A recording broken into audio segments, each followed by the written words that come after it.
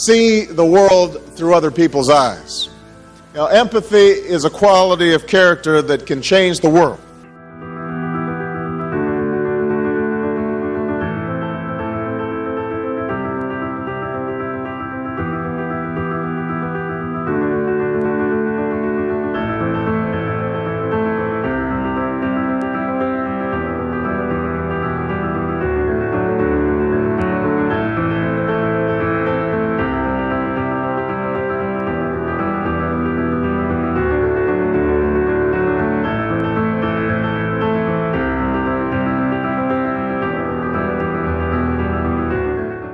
Unites people. Armies, gold, flags, stories. There's nothing in the world more powerful than a good story. Nothing can stop it. If you want to stand out from everybody else, you need to get into storytelling. Draw a different frame around the same set of circumstances and new pathways come into view. Welcome to ARTEFACTLive with me, Scott MacArthur, where we look at the art and science of story. We don't care who you are, whether you're a bricklayer, a professor or a speaker, all we care about is you being a good storyteller. Thank God the dramas arrived. It's time to realise that facts tell, but it's stories that sell. Get me some nasty and get it now or someone's getting shot. And that's a niche of a niche of a niche of a niche of a niche. 1,000 comments. Selling a hemorrhoid cream to someone who's got hemorrhoids. Got a whip. I was born into a deep contradiction. This stuff's magic. God, that's so clever.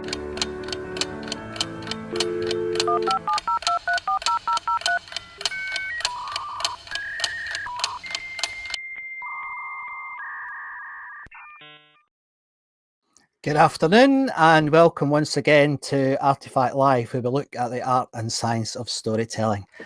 Oh, I've had a chaotic morning. I was doing some recording for a client that I'm working with up in Scotland, and then we had one of those moments where you switch on your machine and everything wants to update immediately, and it's like, yeah, fingers crossed, but I think everything's running okay. So thanks very much for tuning in last week, where we had the wonderful Joe Berry on.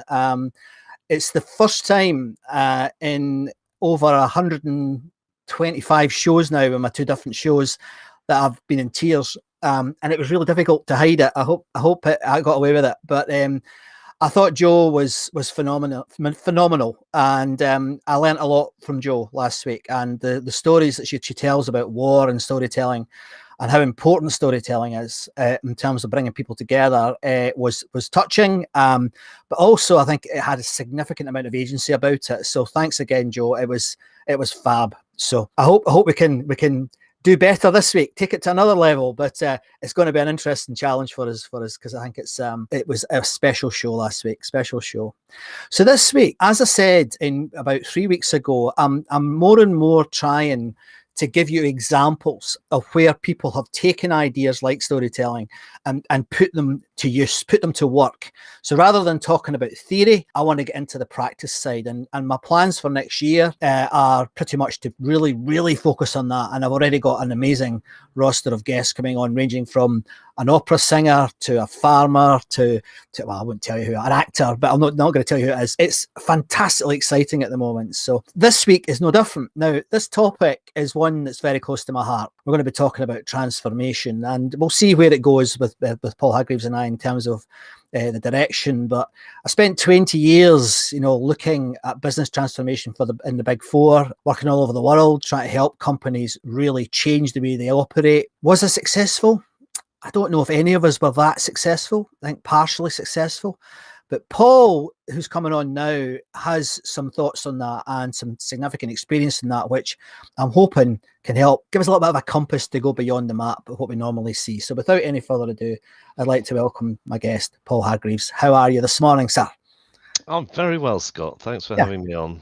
Put a health warning in. I quite often do cry when I talk about some of our stories. So yeah. Well, I think these days people appreciate it, don't they? Because it does show that you mean it. Yeah, and I think certainly in the business world, which I'm in, it used to be Yeah, a real taboo, didn't it, crying yeah, in business meetings? But it's suddenly it's okay. yeah. It's interesting how it's all changed. That's maybe come back to that actually, because I think that in terms of the future of work, Paul, would be something I'd like to maybe dig into a little bit more about the emotional side of things. Mm. Could you tell everybody though what it is you do, and then we'll drill down into some of that though. Okay, so well, that could be a long story, but Yeah. I very briefly, I was a salesperson. The only time I've been gainfully employed, I was a salesperson for 3 years, and as you know, sales is all about telling stories. Yeah. Then went into the charitable sector, big grand word, charitable world for I think 13 years. We Mm. were working in a city in London, and lots of stories there which we may come back to. But basically ran out of money and had to find a way of feeding my children, and started buying products from the Cotswolds Mhm. initially and selling them to delis in London. And that was the start of the current wholesale business, which is Cotswold Fayre. And we now supply 2,000 retailers all over the UK. And this year we also started our own food hall and restaurant as well. So Oh, fantastic. we've got about 110 employees, and we've been going for just over 20 years now. And what's the product range? Oh, it's huge. So Right. we got about 450 brands in our range. The idea Right. is, as a wholesaler, you can supply a lot of products into retailers and make their life a lot easier for them. So yeah, it's about 4,000 SKUs and 450 Right. brands. Wow. And what are your plans for next year then? Are you hoping to expand or concentrate, or what are you hoping to do? Well, yeah, I mean, it's been a complete roller coaster. I was just having a conversation with someone actually that any sense of when we probably need to get a bit better at strategic planning, but if we had any plans for the last 2 years, they would have been completely blown out of the water. So we've Yes. actually more than doubled in size the business since the beginning of COVID, which has Wow. been a challenge, just keeping our head above water. So next year, I would really like to be able to do some proper planning and feel a bit more in control of things. We're launching frozen next year as another new category. We've got chilled and ambient currently, so that's probably the Okay. next big thing. Probably the year after that, we'll open another Okay. retail business. And what's your target market, Paul, just for interest? Is it the big retailers, or is it anybody at all, or what? No, we do a bit with them, but it's mainly the independent retailers. So Right. that's why we've had a good 2 years. Everyone has Yes. shopped more locally, gone to their farm shops, their village shops, their Yeah. butchers even. So it's 85% of the business is independent Mhm. retail. Mhm. The part of your work that really, when I think I met you, it wasn't long ago, was it? It was about a year ago, maybe online. It was About via that, one yeah. of these. Yeah. One of the things that I'd never heard of, I have to be honest, that popped up on your profile was that you're a B Corp Ambassador. I hadn't heard of that, and when I started to see what you were writing and what you were saying, I thought, oh, I need to be interested in this. Can you tell us a little bit about what that's all about?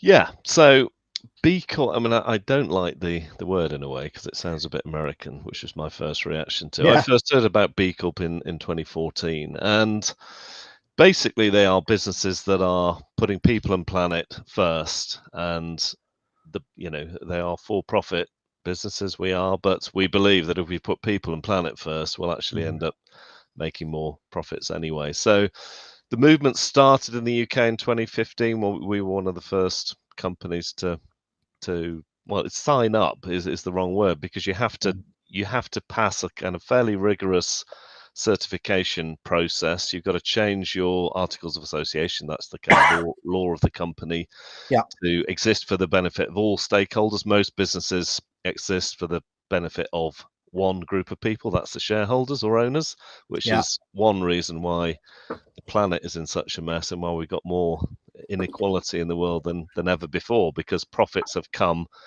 way before anything else, and there's a lot of greedy people in the world have made the Yeah. world a bit of a mess, and that's what we're trying to recover from now. So Yeah.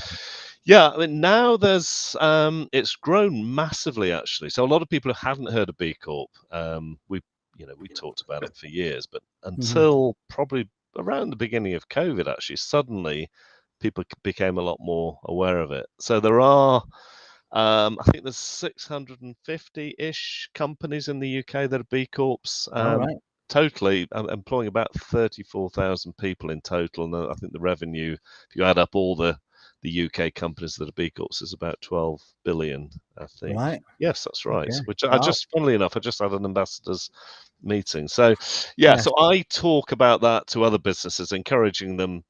And it's a much easier job now, to be honest. I think businesses during COVID have realised that they've got to, they're going to lose customers unless they can show that they're actually making the world a better place. So Yes. I go and talk to other companies about being a business for good, basically, is what I talk about. And yeah, the movement's grown massively in the last year to 18 months. Absolutely fascinates me, this. But I have to ask the question, we've been there before, haven't we? I mean, we've had the fourth bottom line, we've had investors and people, we've had various other types of badges. And my experience, certainly with investors and people, I mean, what a load of nonsense.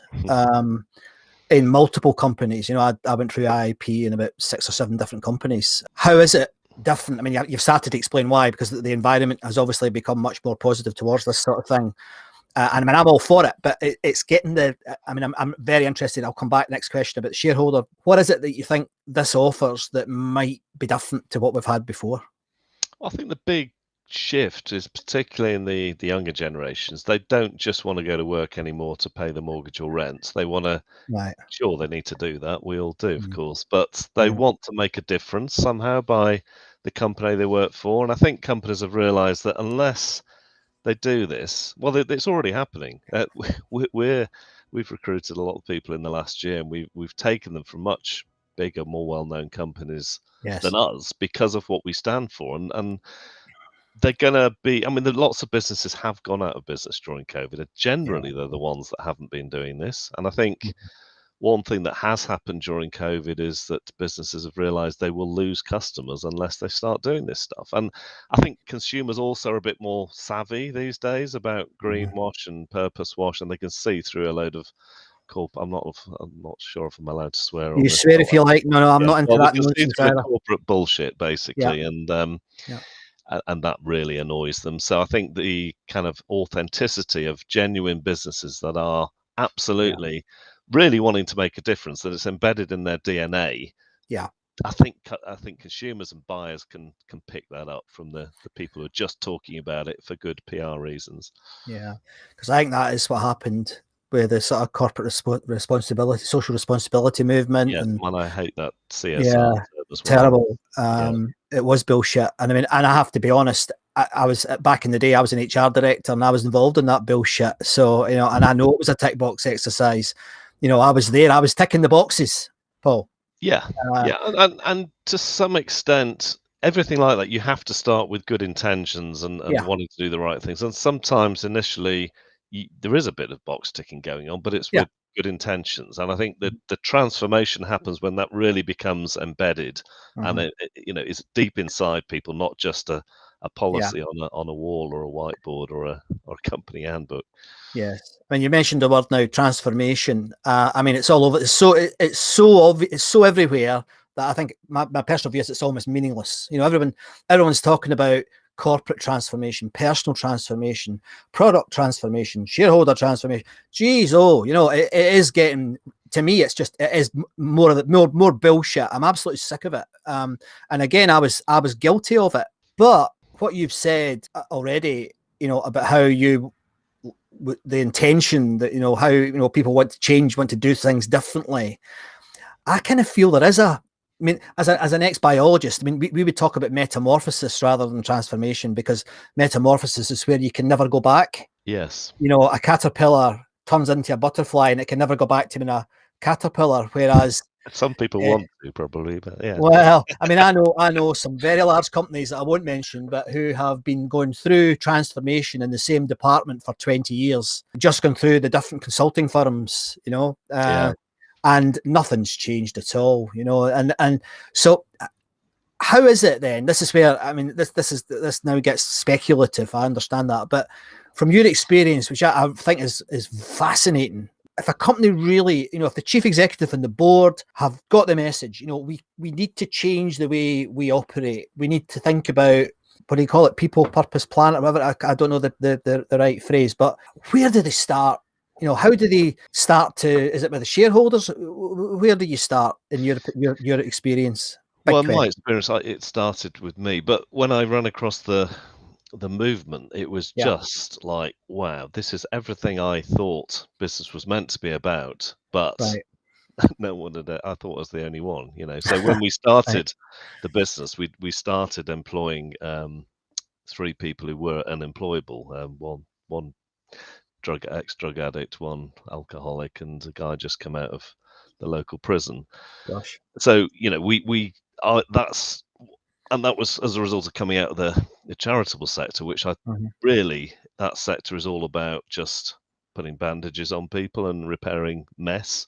It doesn't really embed anything new. So when I started a business, having come from that, I wanted to make a difference. But yeah, it was discovering suddenly there was a load of other people who believed the same as me. So yes, I drove it initially. And I would say it took about 2 years for it to truly get embedded in the company. And the way we did that actually was to create I think it was 5 what we call change groups in the company, looking at different areas of the business, the people side, planet and community and stuff like that.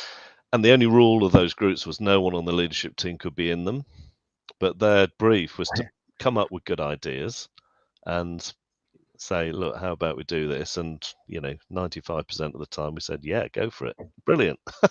So that's the way it got kind of embedded. And I think a big moment for me, we produce an impact report every year, which basically tells the world what we've done as a company over the last year, or the community stuff and the environmental stuff. And it was and I think this was probably a couple of years ago, and I picked up our impact report, not this one, this is our most recent one. But this is it, because most of what was in there wasn't me doing it. It wasn't even the leadership team doing it. It was stuff that people were doing in the company. And that, for me, that was the moment I thought, yes, obviously we got a long way to go. But that was the moment we thought, actually, yes, this is now embedded. People believe in what we're doing. They get it, and they're doing something about it. Fab. And so someone in LinkedIn has just said, here's a nice plug for you here. Get them to start by reading and actioning Forces for Good. This is one of your books. That's the first book. Forces for Good is basically about the people, as you mentioned a minute ago, people, planet, profit, motif. Right. Okay. And in terms of then recruiting to that business and then getting funding for that business, how have you gone about that? Because if working with venture capital companies, I have done that a few times, they're quite an interesting bunch of people. Have you had to deal with them, or have you not? No, fortunately not. Right. Okay. No, we've been going 20 years, so we have invested in this retail business this year, but we managed to raise the money ourselves. Right. Okay. For that. Okay. But I do know people in that world, and what they're telling me is that now the smart investors, the medium to long-term investors, they are putting the money into businesses that are being, doing this stuff, because they know that long-term, medium-term, they're going to get better returns on businesses that are making a difference than the ones that are just in it for a kind of short-term quick buck. Yes. It's interesting that it's taken a global pandemic for this to happen, really, hasn't it? I mean, it's I guess it was bubbling under before, though, wasn't it? Yeah, it was. Yeah, because in that book, I did an interview with someone who's in that world. That was 2018, and he was saying then that there was actually he thought that was a tipping point, 2018, when more investors were putting money in sustainable businesses. Yes. And do you foresee that happening with pension funds and everything. I guess it will, won't it? It'll have to if more businesses are doing it, I guess. Yeah. Well, if you polled the population, how many of them would want their pension in fossil fuels? Yeah. Even if you let's forget the climate reasons, which are good ones anyway, but Yeah. they're not going to be here, are they, for No. much longer? They're not going to No. be doing what they're doing. So, yeah, No. absolutely. I think most people are voting with their feet in that area too. Yes. I've also had a comment, in fact, 2 comments about HR and why that might be part of the problem. Do you share that perspective? Well, we don't have an HR department. I mean, I despise the term anyway because they're people, not human resources. Awful, isn't it? I mean, capitalism has dehumanized people over the years and has commoditized people and treated them as things to extract from rather than give to. Yes. So, I think if you've got a business that has a clear purpose and you've got great people as managers, I don't think you need an HR department personally. Yes. But we're only just over 100 people, so some people may disagree with that. But certainly change the name for sure, if nothing else. It's again. I mean, I'm an HR professional in full recovery now, and it's been 15, almost 20 years since I was in HR. But even at the time, I was very frustrated in that profession. I mean, like many in HR, I think it's part of the problem. I fell into it. It wasn't something I don't think there's many school kids go, I want to be in HR. I'm interested to know, Scott, because you obviously talked about your frustration of being in the corporate world. How long were you in it and frustrated? So where did you see the light, as it were? Well, I think HR. I mean, initially, I mean, it's real life rather than bullshit. I mean, I was skint living in a squat, and I got a job in HR, and it brought in the money, and so initially I was extremely happy, and then I spent probably 5 or 6 years. I was very lucky. I was working for British Gas, Paul, and they were a fantastic company, and they invested a ton of money. So one of the ironies at the moment is, one of my most senior job at British Gas when I left to become a director somewhere else was actually head of welfare. And of course, that all got taken out by the sort of the end of the Thatcher era and the post-Thatcher era. And it's all coming back now. So it's quite interesting looking back. There's a cycle here. But then I think it was probably when I got into being in charge, if you like, that I saw how I did get quite jaded quite quickly because there was an awful lot of negativity. I mean, I had to do many, many more tribunals than I ever thought I would have to do. And the people involved in those tribunals were very disappointing, and it was something that went against my grain because I always thought at the heart of it people were good. I didn't see that when I was an HR director. I saw a lot of very stealing, a lot of crime, and maybe I was just young and naive, Paul. So I got the tires got very, very, very thin within the next 5 years, and then probably the final 2 years in HR, I was lucky that I was working with some amazing consultants from Capgemini, KPMG, and Deloitte, and they brought a different perspective to it all for me in terms of getting things done. And then I jumped ship and joined one of those. So that was I didn't spend. I guess I only spent maybe 2 or 3 years really frustrated. There's nothing else I could do, though, Paul. Nothing else I could do. There's not much call for pathology research scientists, and then you're stuck with an HR background. It was tough to get out of it, and consulting helped me get out of it. Yeah. Well, I'm the same. I also have a degree in zoology in my case. All right, okay, cool. That wasn't much use for getting a job either. So the thing that I mean, I actually speak about this quite a lot myself, and it's about it's riffing off of the sort of don't focus on the customer, don't focus on the shareholder, focus on the employee. And there's a lot of evidence, more so than there is for focusing on the shareholder, that can be very good for a business's profits. But we still have to deal with the city. Now, my experience of the city, again, like many, isn't good. I used to work for one of the big IT companies, well, the biggest one in Europe, a company called Atos, and we had quarterly reporting to the stock exchange in Paris. And it just meant all we were ever doing was writing reports to the stock exchange in Paris, rather than actually getting on and being better for our employees and being better for our customers. I mean, it's a miracle we get anything done. So I'm not a big fan of that, but I also am not stupid. I understand we need it, but Have you got a view on that? I mean, you hinted at it earlier. What do you think? I don't think you need it quarterly, do you? I don't think so either. I mean, I'm actually trying to, with a load of 800 other companies, trying to get a bill through Parliament at the moment called the Right. Better Business Act, which would change the Companies Act, so they legally have to report on people and planet as well as Yeah.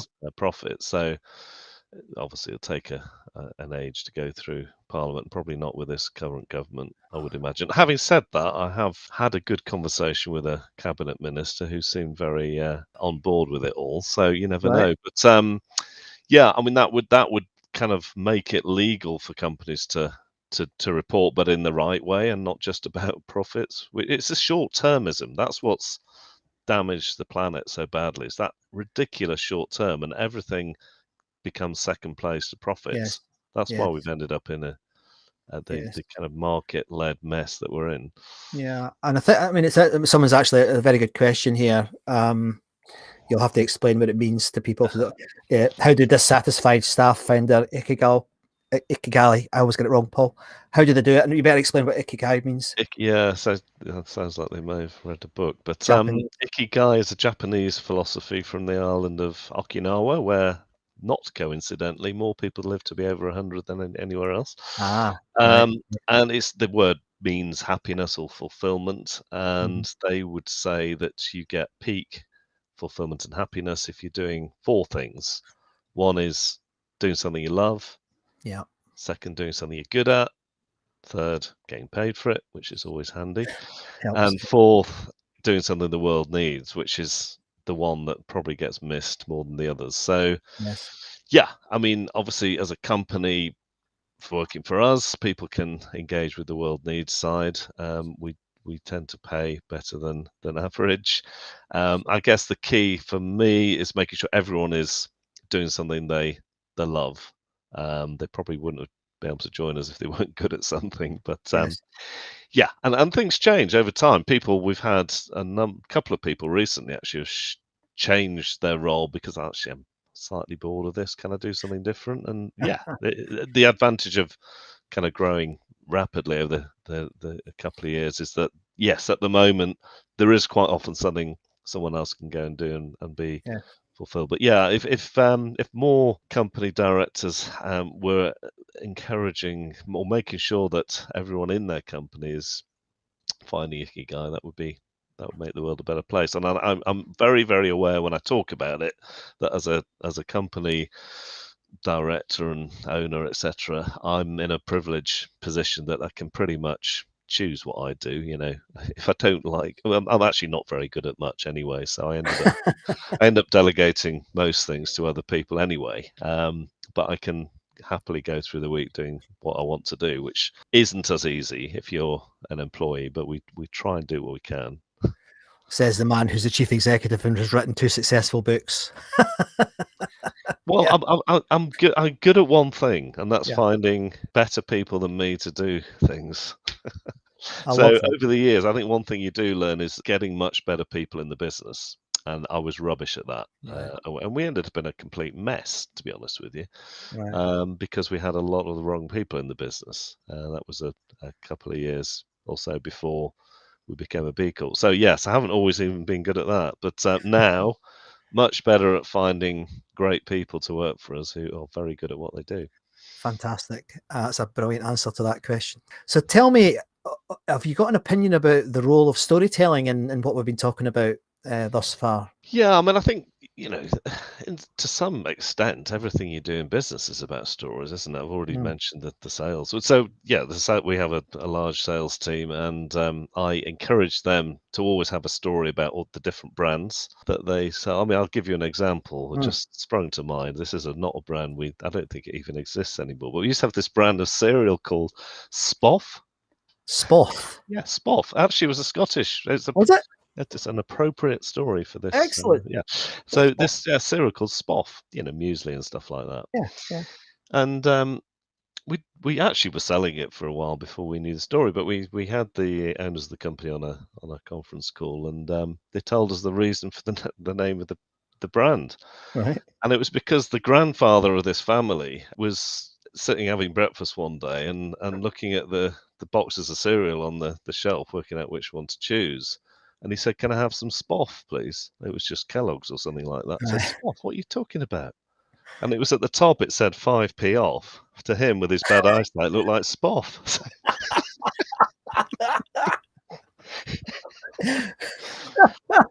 Excellent. But anyway, back to your question. So, Bring back Spoff. I love that. That's great.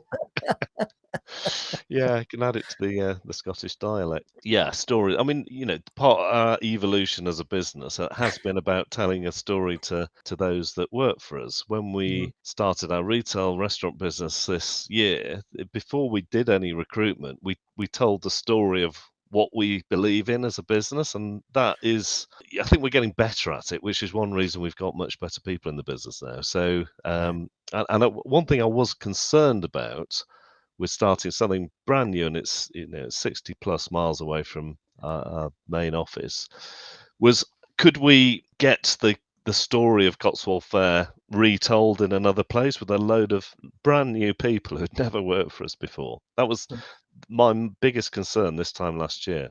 And I was talking about cross-pollination and stuff like that. Yes.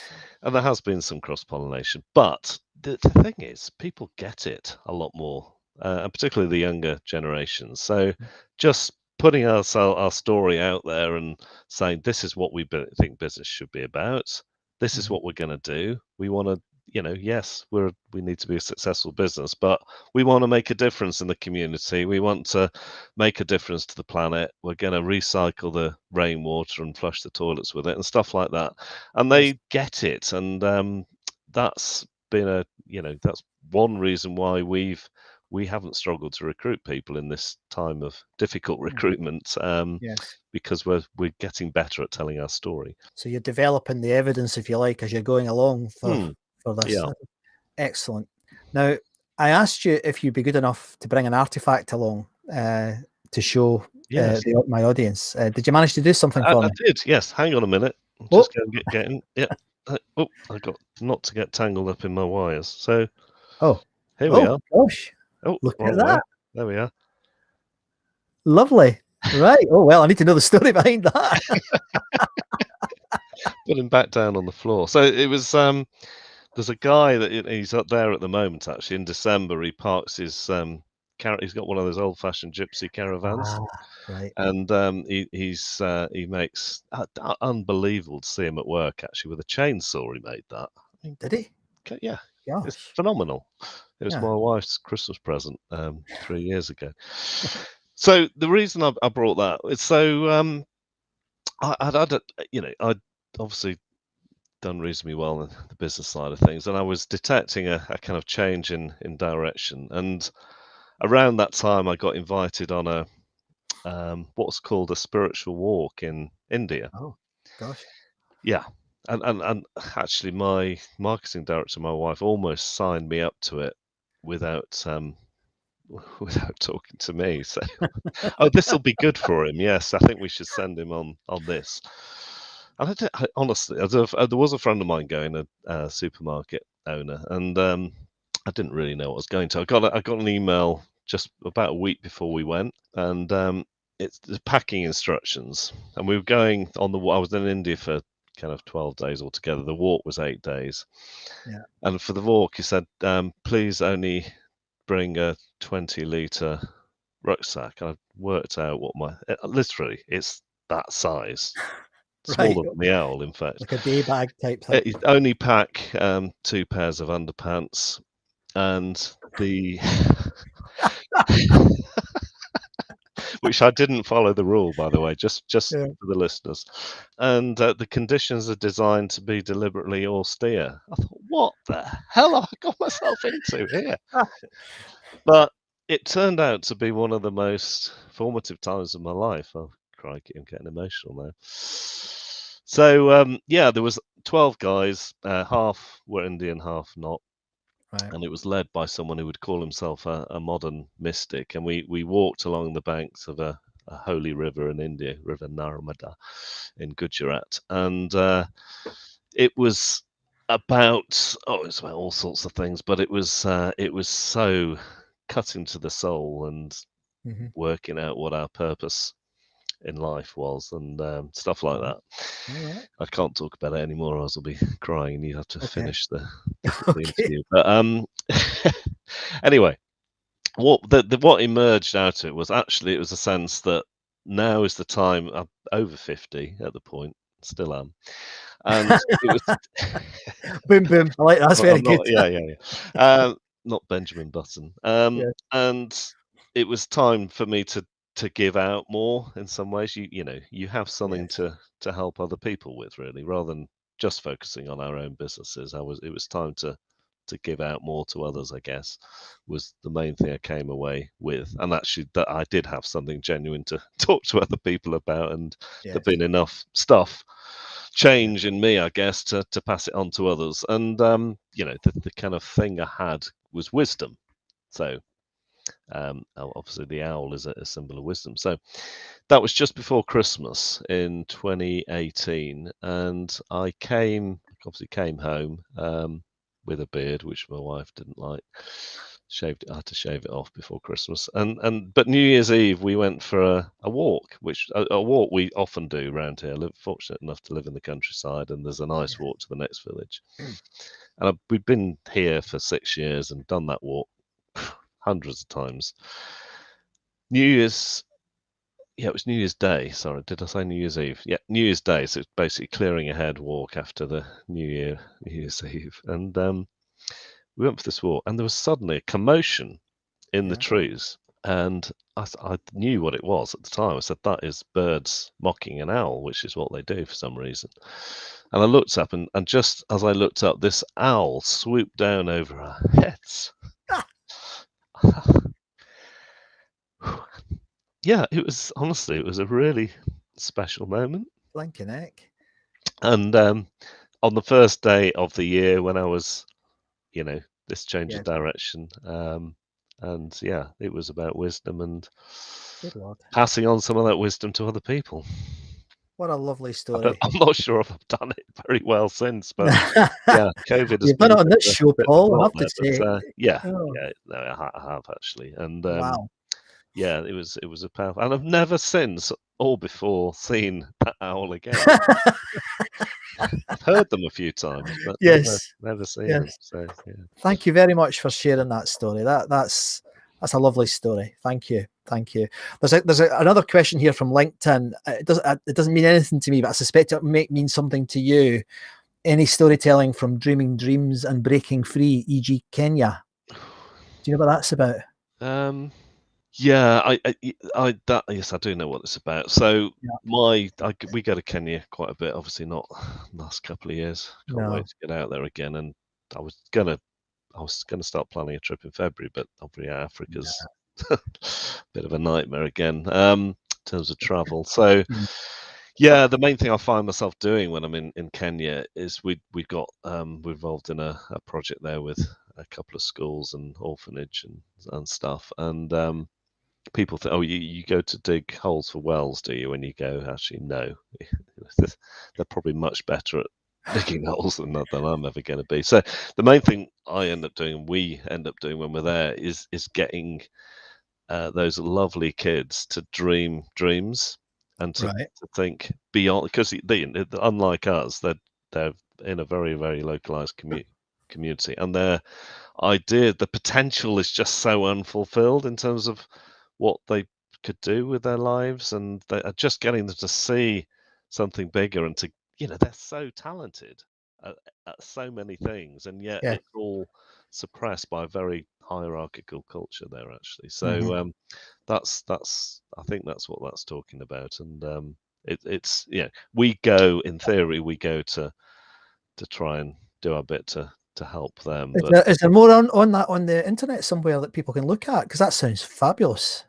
Yeah, well, there's a couple of chapters on that in Forces for Good. All right, okay. Yeah, there's a bit on our company website as well. Okay. But the most amazing thing with doing that work has been the taking teams there. Right, let's go and help them. And actually, what ends up happening is they get helped more than they're helped, just by being impacted by people who are absolutely nothing and yet are incredibly happy and resilient and, probably better human beings than we are.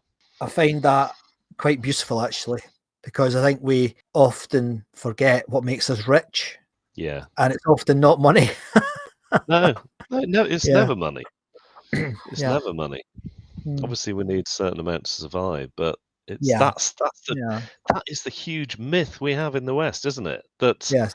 possessions and money make us happy. They don't. I mean, They just there's don't. research up to 60,000 quid, happiness does increase.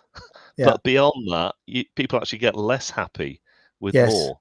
So, Yes. and we're so upside down here in the way we think of life. I don't know if it's apocryphal or not, but I've also heard that lottery winners are very unhappy on the whole. Not all of them, but many of them are, which is interesting. I have run across rich people, Yes. talked to them. A couple of them are friends, and they're not Yeah. happy. Believe me, Yeah. they are not happy. Yeah. They may pretend they are, but Yeah. most of them aren't. So we've come to 45 minutes already. So I need to ask you the question that I love to ask, and it is really simple, but it's, what is your favorite story? And it can be a personal story, a book, a film, a stage play, anything, a poem, anything. What's your favorite? What's the one that you always think, Well, the one I tell most is one about ourselves, and I've given a bit of the story of the business, but there's I haven't given you the whole story. Sorry, Right. sorry about that. But I was saving it for now. So before the B Corp thing happened, I had probably 5 years of not great things happening in my life. So marriage split up, and I had malaria actually as well. Did you? That was one of the Oh dear. legacy of Kenya. But in 2014, we had an absolutely mammoth meltdown for the company. We almost lost absolutely everything. And by that time, we were, I think it was turning over about 9 or 10 million and had nearly 50 people working for us. And I won't go into the details because we're running tight on time, but we had a computer put in a new warehouse management system. Everything went wrong. The warehouse was fully stocked, but the computer said no. So customers were getting half of what they ordered if they were lucky. And we're grumpy customers, grumpy suppliers, very grumpy people in the business. So much so that a lot of them left. And we were probably 2 months away from going out of business. Maybe that's being generous. It might have been less than that if we didn't sort this out. And for me, it was a very formative time for the company because it stripped out the people that shouldn't have been there, and we kind of started again after that. But more than that, for me personally, it stripped away everything about me because my identity was being this, business leader. And suddenly to maybe not have a business to lead, it forced me to look very deeply at who are you? What are you? Yeah. Yes. It's certainly not that, or it might not be that in a few weeks.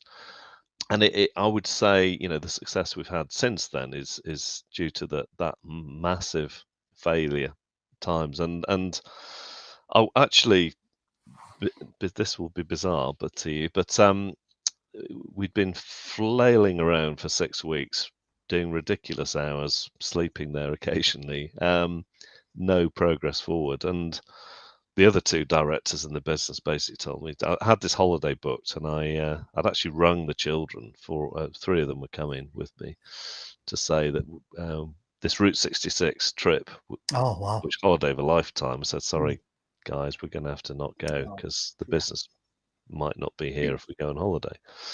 Obviously, a lot of crying going on from them at that time, not me. Anyway, a few days later, the other two directors says, actually, Paul, get stuffed because you're no use at all here. So go on your holiday, leave us to it. I think there's a bit of resentment there, maybe. But anyway, so we went. So it was a 3-week holiday. Had a great time. Came back into the business. I wasn't aware of the kind of personal transformation stuff really at that point. I was just wanting to get it sorted. But within an hour of coming back, sitting at my desk in the office, I saw something in the software we could change that would basically fix everything. Oh my goodness. And I rang the IT company and said, why haven't we done this? And B, if we did it, would the spec? Oh, yes, it might actually. So, well, why don't we do it then? And why are you as an IT company not thought of this before? But the fact of the matter was that everyone was so immersed in sorting the problem, they hadn't kind of done that, taken a step back and looking at Wow. from an overview, which thankfully due to that holiday and not being there for 3 weeks, I was able to do when I came back. And yeah, it took probably a few months to fully recover after that, but that was the turning point for the company, and the whole experience of that horrible 6 months was a big turning point in my life. Paul, you know the word I would. You've been a very real guest. You have. I mean, and I really appreciate it, because you often get people. I mean, it's an old Jungian archetype. You know, the sort of they put the shield up or the armor on. You clearly don't do that. So I really appreciate you for that. That's been fabulous, and I've really enjoyed hearing your stories. And I want to hear more, mate. We need to go for a beer, because I thought that was fabulous. If people want to, follow you, hear more of your thinking, I've got your website here. Is there anybody else you would like people to look at what you're doing or what you're writing or thinking is at the moment?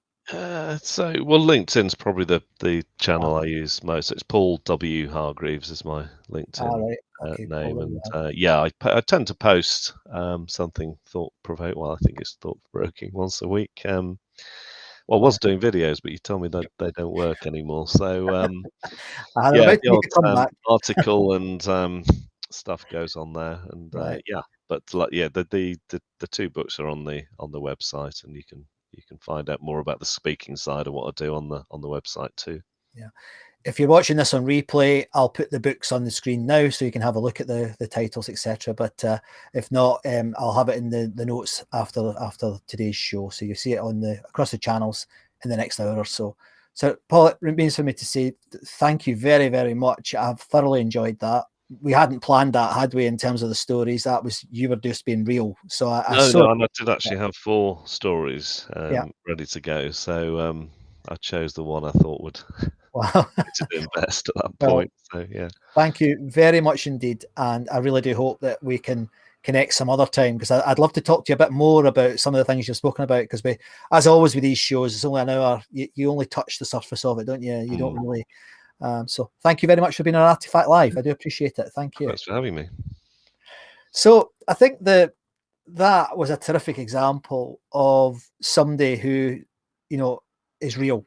And I thought the stories that Paul told were fabulous. And I particularly enjoyed the owl one. I think that's magic. And it was so sweet to see Paul reliving that story on the show. So thanks again, Paul. That was absolutely fantastic. Gosh, do you know what? I love doing this show.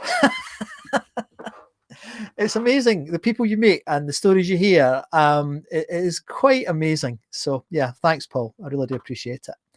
Now, just before we leave you today, there's a couple of things I just wanted to update you on. Just take a couple of minutes.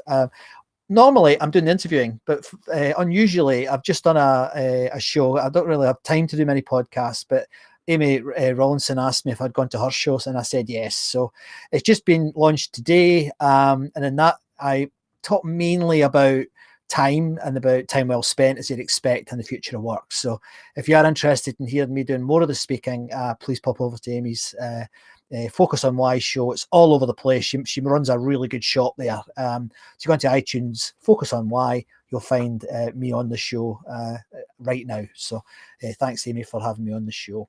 So that really leaves me with what I say every week to you. And I think Paul's just demonstrated it beautifully, that, you need to keep your eyes and your ears open this week as every week, because as Paul just demonstrated, there can be something happening in your life. A story can appear that can change the world. Thank you very much for tuning in to ARTEFACTLive once again, or on replay. I do appreciate you all. My name is Scott MacArthur, and I will see you next week.